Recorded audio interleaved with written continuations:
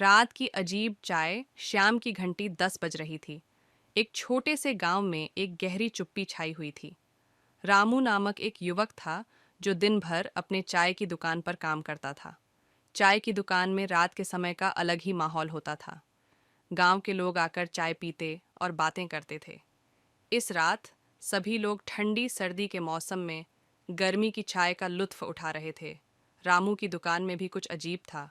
हर 10 minute में एक अजीब सी आवाज़ आती थी। वहाँ बैठे लोग भी इसे महसूस कर रहे थे, पर उन्हें कुछ समझ नहीं आ रहा था। देर रात की घड़ियां बजीं और रामू ने एक आवाज़ सुनी।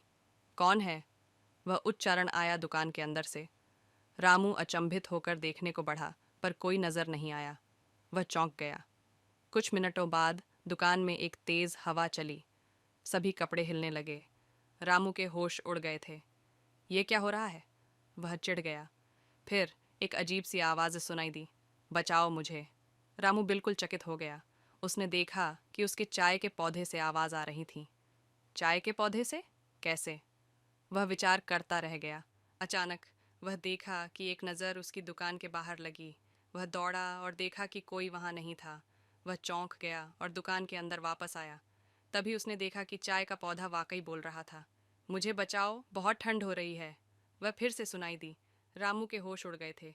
वह जल्दी से पौधे को अंदर ले आया और उसने सोचा, यह चाय का पौधा है या कोई और रहस्य। वह अब भी चौंका हुआ है।